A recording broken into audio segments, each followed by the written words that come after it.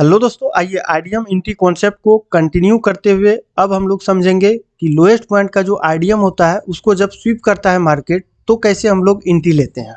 ठीक है, इससे पहले देख चुके थे कि लोएस्ट पॉइंट का आईडीएम पे जब भी बॉडी क्लोज होता है, ऊपर बॉडी क्लोज होता है, ठीक है, तो कैसे एंट्री लिया जाता है इसको समझ चुके हैं। यदि आपको इसका जानकारी नहीं है तो आप चैनल पे जाइए और इस एंट्री कॉन्सेप्ट को जरूर देखिए।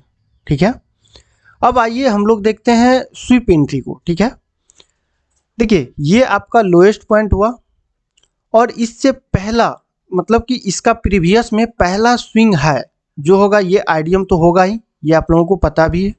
ठीक है, और ये आईडीएम का लाइन को क्या करेगा, मार्केट नीचे से ऊपर जाएगा, ऊपर जा करके स्वीप करके क्या करेगा, नीचे क्लोज हो जाएगा। तभी हम लोग एंट्री प्लान किस साइड करेंगे, सेल साइड करेंगे।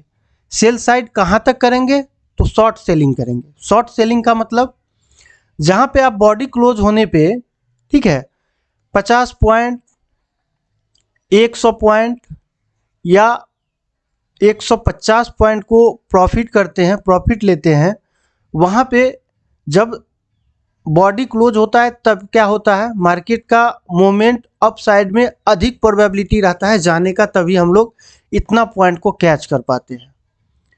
बात आता है कि अब जब स्वीप करता है तो हम लोग शॉर्ट सेलिंग कैसे करेंगे। शॉर्ट सेलिंग का मतलब क्या, कितना पॉइंट का प्रॉफिट रखना चाहिए। तो देखिए शॉर्ट सेलिंग में जब भी आईडीएम स्वीप हो तो हम लोग 20 से 30 पॉइंट का प्रॉफिट लेंगे, इससे ज़्यादा नहीं लेंगे। क्यों? क्योंकि आप देखिएगा, आप बैक टेस्ट करिएगा तो आपको ये क्लियर कट समझ में आ जाएगा कि जो आईडीएम स्वीप एंट्री होता है ये आपको 10 बार अगर देता है तो आपका क्या होगा कि मात्र 3 से 4 बार ही वर्क करेगा आईडीएम स्वीप एंट्री। इसीलिए आईडीएम स्वीप एंट्री को लेने से थोड़ा सा बचना चाहिए। क्यों बचना चाहिए? क्योंकि ये 10 में मात्र 3 या 4 बार वर्क करता है।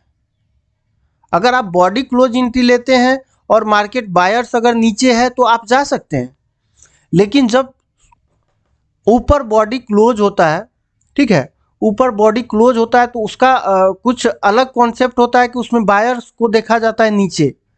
लेकिन जब ऊपर से स्वीप होता है तो उसमें क्या होता है कि सेलर्स कम मात्रा में हावी होता है, जिससे कि थोड़ा सा नीचे मार्केट को लाता है। क्या करता है? थोड़ा सा नीचे लाता है। अब यहाँ पे देखिए कि एंट्री हम लोग यहाँ पे कैसे ले पाएंगे। अब यहाँ पे देख रहे हैं कि आईडीएम को क्या किया, स्वीप किया और क्लोज हो गया। अब क्लोज होने के बाद मतलब जब ये स्वीप किया हुआ कैंडल पूरा तरह से क्लोज हो जाएगा तभी हम लोग छोटा टाइम फ्रेम पे इस पूरा कैंडलस्टिक में देखेंगे कि पीओआई कहाँ कहाँ पे है। पीओआई बोले तो आपका एफवीजी हो सकता है और ओबी हो सकता है, मतलब ऑर्डर ब्लॉक हो सकता है। जब मार्केट स्वीप करके मतलब बड़ा टाइम फ्रेम पे, 15 मिनट का टाइम फ्रेम पे या 60 मिनट का टाइम फ्रेम पे मार्केट जाए, स्वीप करके नीचे क्लोज हो जाए, तो हम लोग इस टाइम फ्रेम पे नहीं रहेंगे। स्वीप जब हो जाएगा तो इस टाइम फ्रेम से छोटा टाइम फ्रेम में चेंज कर लेंगे। कितना टाइम फ्रेम? 15 मिनट का टाइम फ्रेम पे देख लेंगे एक बार। और अगर 15 मिनट का टाइम फ्रेम पे स्वीप हुआ है तो आप 1 मिनट या 5 मिनट का टाइम फ्रेम पे इसको देख लेंगे। तो वहां पे आपको यहाँ इस जगह पे पीओआई मिलेगा, मतलब ऑर्डर ब्लॉक मिलेगा या एफवीजी मिलेगा। तो हम लोगों को क्या करना है, मार्केट यहाँ पे स्वीप किया है, स्वीप करने के बाद मार्केट उस पीओआई तक जाता है, मतलब एफवीजी या ऑर्डर ब्लॉक ओबी, ठीक है, उस ऑर्डर ब्लॉक तक जाएगा या एफवीजी तक जाएगा। तो वहां से माइनर सा एसएल लेकर के, मतलब यदि आप निफ्टी में ट्रेड कर रहे हैं, ठीक है, निफ्टी में यदि आप ट्रेड कर रहे हैं तो आपका एसएल होना चाहिए मात्र 10 पॉइंट का। बैंक निफ्टी में, बीएन में अगर ट्रेड कर रहे हैं तो यहाँ पे कितना का होना चाहिए, 20 पॉइंट का, इससे ज़्यादा नहीं होना चाहिए एसएल। एसएल लेने के बाद अगर आपका निफ्टी में 10 पॉइंट का एसएल आ रहा है तो आप 1:2 लेकर के निकल सकते हैं, 1:2 लेकर के निकल सकते हैं। यदि बैंक निफ्टी में 20 पॉइंट का एसएल आ रहा है तो इसमें भी 1:2 लेकर के निकल सकते हैं। ये इसीलिए बोल रहे हैं कि आईडीएम स्वीप एंट्री मतलब कि उसका प्रोबेबिलिटी बहुत अच्छा नहीं होता है, जितना अच्छा कि आईडीएम पे बॉडी क्लोज का एंट्री होता है। ठीक है, इसीलिए हम लोग 1:2 लेकर के ही निकल जाएंगे। मार्केट कितना भी नीचे जाए, कुछ भी करे, हम लोगों को एंट्री नहीं लेना है बिल्कुल भी। मार्केट सभी दिन का है, कमाना सभी दिन है। ठीक है, इसलिए मार्केट में बहुत पैनिकनेस होकर के एंट्री प्लान नहीं करेंगे हम लोग, सडनली एंट्री नहीं लेंगे। यदि वहाँ से मार्केट गिर भी जाता है, सपोज दैट मानिए आप 10 पॉइंट का एसएल ले करके और 20 से 25 पॉइंट बुक करते हैं, ठीक है, प्रॉफिट बुक करते हैं। अगर आपका माइंडसेट फिर से ये हो रहा है कि नहीं मार्केट नीचे जा रहा है, फिर से एंट्री ले लो, तो ऐसा नहीं करना है।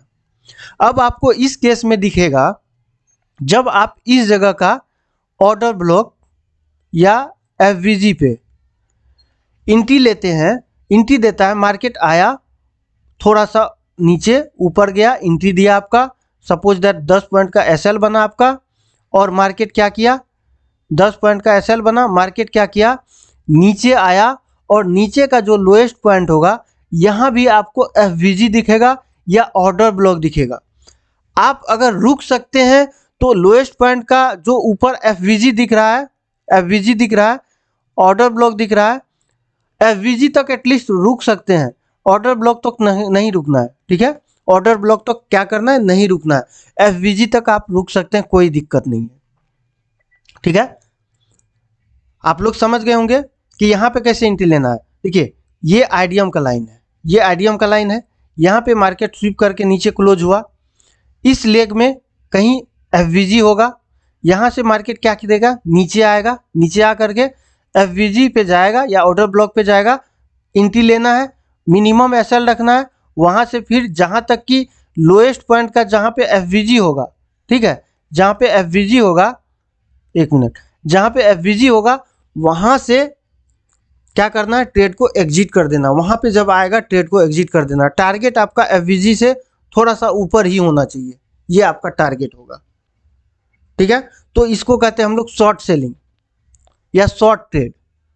ठीक है, आइए हम लोग चार्ट पे समझते हैं कि आईडीएम कॉन्सेप्ट पे जो स्वीप होता है, मतलब आईडीएम कॉन्सेप्ट एंट्री में जो आईडीएम को स्वीप करता है, तो कहीं एंट्री बन रहा है या बनता भी है तो कैसे एंट्री लिया जाता है। ठीक है, आइए चार्ट पे देखते हैं।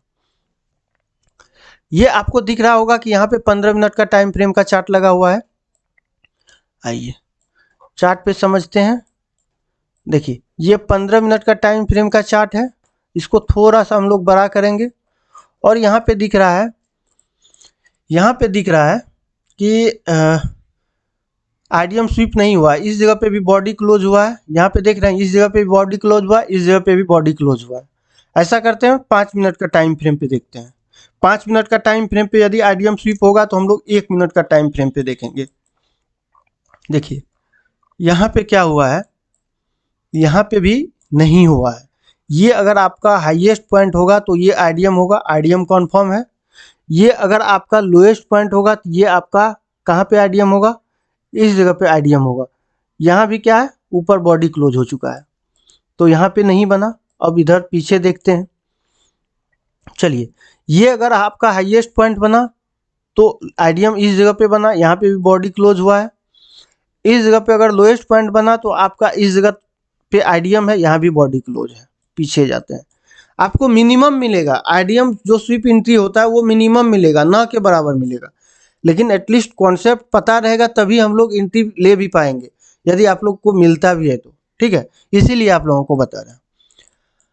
बैक अगर जाते हैं पीछे तो यहाँ पे देखते हैं ये लोएस्ट पॉइंट और ये आईडीएम, यहाँ भी नहीं बात बना। ठीक है, ऊपर क्लोज है, ये आपका हाईएस्ट पॉइंट है, और आईडीएम का लाइन ये रहा, ये आईडीएम है, यहाँ भी बॉडी क्लोज है, यहाँ भी नहीं बन रहा है बात। यहाँ पे हाँ, इस जगह पे देखिए क्या हुआ है। इस जगह पे देखिए, यदि आपका मार्केट इस जगह से इस जगह तक काउंट करते हैं तो आपका हाईएस्ट पॉइंट इस जगह पे है और ये आईडियम है। थोड़ा सा मार्क करके देखते हैं। चलिए, ये आपका हाईएस्ट पॉइंट हुआ, ये आपका क्या है, आईडियम का लाइन हुआ, ये आपका लोएस्ट पॉइंट हुआ, यहाँ पे ये लोएस्ट पॉइंट हुआ, और यहाँ पे ये क्या हुआ, आईडियम हुआ। ठीक है, आईडियम हुआ। अब देखिएगा कि एक तो 1 मिनट का टाइम फ्रेम पे देख रहे हैं। ठीक है, 1 मिनट का टाइम फ्रेम पे इतना मूव मिल रहा है, कितना, यहाँ पे देख लीजिए कि मार्केट कहाँ तक गया है, स्विप किया है, और मार्केट नीचे आया कहाँ तक स्विप करने के बाद, 50,250, और यहाँ पे देख रहे हैं 50,197, मतलब 50,000, 50 पॉइंट का मूव है इंडेक्स में। तो आप प्रीमियम में अगर जाइएगा तो वहाँ पे आपको 20 या 25 पॉइंट का मूव मिलेगा। ठीक है, 20 या 25 पॉइंट का मूव मिलेगा। अब देखिए हुआ क्या, इस जगह पे आईडियम को स्विप किया और क्या किया, नीचे क्लोज हो गया, मार्केट कुछ ऊपर जा पाया है। ठीक है, कुछ ऊपर गया।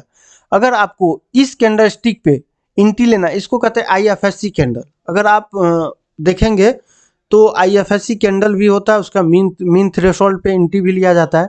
मीन थ्रेशोल्ड निकालने के लिए आप लोग को जरूर बताएंगे। अगर ये बड़ा कैंडल स्टिक है, ये जो स्विप किया है वो अगर बड़ा कैंडल स्टिक है, अगर ऊपर कहीं बहुत ऊपर पीओआई दिख रहा है तो यहाँ पे क्या करना है, मीन थ्रेशोल्ड लगाना है। ठीक है, बीच का जो 0.5 का एरिया होता है मीन थ्रेशोल्ड का, यहाँ पे इंटी लेना है, और इस जगह का क्या करना है, एसएल लगाना है। और टारगेट कहाँ पे लेना है, यहाँ पे जो आपका 0 दिख रहा है, यहाँ का टारगेट होता है, लेकिन यहाँ नहीं लेना है, उससे थोड़ा सा नीचे ले लेंगे। अगर 3 पॉइंट में डिवाइड करेंगे आप, तो आप देखेंगे यहाँ पे, देखिए यहाँ से इस जगह तक आपका हुआ पहला। ठीक है, ये हुआ दूसरा, ये हुआ तीसरा। ठीक है, ये तीसरा। मार्केट यहाँ तक तो नहीं आया, लेकिन क्या किया, एसएल को जाकर के हिट किया। तो इसीलिए कहते हैं आईडियम का जो कॉन्सेप्ट होता है ना, आईडियम जब स्विप होता है तो बहुत बड़ा टारगेट नहीं मिलता, माइनर सा टारगेट मिलता है, स्कैल्पिंग के लिए टारगेट मिलता है, जो कि हम लोगों को स्कैल्पिंग नहीं करना है। ठीक है, स्कैल्पिंग नहीं करना है। बहुत सारा आपको एग्जाम्पल में मिल जाएगा ऐसा। अब देखिए इसी जगह पे और बैक जाते हैं और पीछे जाते हैं, तो यहाँ पे वहाँ पे देखिए बात, यहाँ इस जगह पे इसीलिए मार्केट अच्छा एक्चुअल मूव को नहीं दिखाया है। एक तो 1 मिनट का टाइम फ्रेम पे ये थोड़ा सा कैंडलस्टिक बनना चाहिए, बीच में कहीं पीओआई बनता, ऑर्डर ब्लॉक या एफवीजी बनता, और उसको ले करके जब मार्केट आता नीचे तो थोड़ा सा मूव मिल सकता था। लेकिन इस जगह पे क्या हुआ है कि कहीं कुछ नहीं दिख रहा है, एफवीजी आप देखिए नहीं है, नहीं ऑर्डर ब्लॉक है, तो इस जगह पे एक्चुअल मूव नहीं दिख रहा है, कोई एक्चुअल मूव यहाँ पे नहीं है। ठीक है, इसीलिए इस जगह पे इंट्री हम लोग नहीं लेंगे। अब बैक में जाते हैं, एटलीस्ट दो आपको कम से कम 2 कन्फर्मेशन मिलना चाहिए। 2 कन्फर्मेशन बोले तो एक तो आपका आईडियम को स्वीप होना चाहिए, दूसरा कि आपका आईडियम जहाँ पे स्वीप हुआ है इस एरिया में, यहाँ पे क्या होना चाहिए, पीओआई होना चाहिए, मतलब ऑर्डर ब्लॉक या एफवीजी होना चाहिए। 2 कन्फर्मेशन मिलता है तभी हम लोग थोड़ा सा एंट्री प्लान को कर सकते हैं या सोच सकते हैं। ठीक है, स्कैल्पिंग नहीं करना। स्कैल्पिंग जो है बहुत ही आपको लॉस करवा सकता है, स्कैल्पिंग इसलिए नहीं करना है। स्कैल्पिंग से हमेशा क्या करना है, बचना है। ठीक है, थोड़ा सा चार्ट को छोटा करते हैं, आपको दिख जाएगा। यहाँ देखिए इस जगह पे लोएस्ट पॉइंट है, सपोज दैट आपका मार्केट यहाँ पे हाईएस्ट पॉइंट इस जगह पे है, और यहाँ पे क्या हुआ, आईडियम किया है, कंफर्म है, इस जगह पे लोएस्ट पॉइंट है, और इसका आईडियम कहाँ पे है, आईडियम इस लाइन पे, यहाँ पे आईडियम है। इसको हम लोग इसको भी देखेंगे हम लोग, ये जो गैप अप और गैप डाउन होता है इसको भी देखेंगे, और इसको क्या बोलते हैं इसको भी हम लोग समझेंगे अच्छा तरह से। थोड़ा सा बैक जाते हैं, बैक में और भी एग्जाम्पल को देखते हैं। ठीक है, और भी एग्जाम्पल को हम लोग देखते हैं कहाँ पे मिल रहा है। हाँ, इस जगह पे देखिए हाईएस्ट पॉइंट है, यहाँ पे आईडियम स्वीप हुआ है। आईडियम स्वीप होने के बाद यहाँ पे क्या हुआ फिर से कि यहाँ भी कोई पीओआई नहीं है, लेकिन एंट्री अगर दिया है तो माइनर सा मूव को दिखाया है। ठीक है, स्वीप होने पे माइनर मूव को दिखाएगा ही, उससे आपको ये कंफर्मेशन नहीं हो जाना है कि नहीं यहाँ पे बहुत बड़ा टारगेट मिल सकता है, बिल्कुल नहीं। ठीक है, आपको और भी एग्जांपल दिखा देना चाहेंगे। यहाँ देखिए ये हाईएस्ट पॉइंट है, ये आईडीएम है, ये आईडीएम क्या हुआ, ये आईडीएम क्या हुआ, स्वीप हुआ है। हाँ, यहाँ पे समझ सकते हैं, थोड़ा सा क्लियरिटी है इसी पे। यहाँ देखिए आईडीएम स्वीप हुआ है, थोड़ा बड़ा करेंगे तो पता चलेगा कि आईडीएम, हाँ इस जगह पे आईडीएम स्वीप हुआ है। अब देखिए यहाँ पे थोड़ा सा मूव को दिखाया है, क्यों दिखाया है, एक तो आईडीएम को स्वीप किया है, आप देखिए एक तो आईडीएम को स्वीप किया है, दूसरा क्या हुआ है कि प्रीवियस कैंडलस्टिक को भी स्वीप किया है। आप देख रहे हैं इस जगह पे, इस जगह पे देख रहे हैं प्रीवियस कैंडलस्टिक को भी स्वीप किया है। तो प्रीवियस कैंडलस्टिक को जब स्वीप किया है, इस जगह जब हम लोग का मतलब ट्रेड बनता, कैसा ट्रेड बनता, इस प्रकार से, एक मिनट, यहाँ पे इस प्रकार से ट्रेड बनता। ठीक है, यहाँ देखिए एसएल आपका इस जगह का होता, जो स्वीप किया है उसका लोएस्ट पॉइंट, और टारगेट कहाँ का होता, ये आपका जो एफवीजी दिख रहा है ये एफवीजी का टारगेट होता। तो आप देखिए एसएल कितना का आ रहा है, 34 पॉइंट का आ रहा है, लेकिन टारगेट 83 पॉइंट का मिल रहा है। खोने के लिए आपके पास 34 पॉइंट है, लेकिन पाने के लिए 83 पॉइंट है। यहाँ पे क्यों दिया इतना बड़ा टारगेट, क्योंकि आप देख रहे हैं कि एक तो आईडीएम को स्वीप किया, दूसरा कि आईडीएम को जो कैंडलस्टिक स्वीप किया उसको दोबारा से स्वीप किया है, दूसरा कैंडलस्टिक उसके बाद ये टारगेट को दिया है। तो एटलीस्ट दो कॉन्फर्मेशन मिलना चाहिए, तभी आपका थोड़ा सा टारगेट बड़ा हो सकता है। देखिए यहाँ एक्चुअल ऑर्डर ब्लॉक तक भी गया है, लेकिन एफबीजी तक ही टारगेट को रखना है। ठीक है, तो आशा करते हैं आप लोगों को आईडीएम लोएस्ट पॉइंट का जो आईडीएम होता है, आईडीएम स्वीप एंट्री पता चल गया होगा। ठीक है, और आप लोग जा करके पूरा तरह से बैक टेस्ट करिए। बैक टेस्ट में आपको अच्छा तरह से कॉन्फर्मेशन मिलेगा कि आपको ये देखना है कि ये जो आईडीएम स्वीप एंट्री होता है 10 में से कितना एंट्री परफेक्ट होता है। ठीक है, कितना एंट्री क्या होता है, परफेक्ट होता है, आपको टारगेट देता है, कितना एंट्री टारगेट देता है और कितना का एसएल जाता है। ठीक है, इसको आप बैक टेस्ट करके देखिए और खुद से आपको पता चल जाएगा कि कैसे वर्क करता है और क्यों वर्क करता है। दो कन्फर्मेशन क्यों होना चाहिए, आप जब दो कन्फर्मेशन देखिएगा तो आपको पता चलेगा कि मार्केट थोड़ा सा मूव दिया है, लेकिन एक कन्फर्मेशन पे मार्केट मूव नहीं दिया है। आप बैक टेस्ट करिएगा, ये आपको पता चल जाएगा। तो ठीक है दोस्त, धन्यवाद। अगर वीडियो अच्छा लगा तो वीडियो को लाइक करिएगा और चैनल को आप लोग प्लीज़ ज़रूर सब्सक्राइब करिएगा।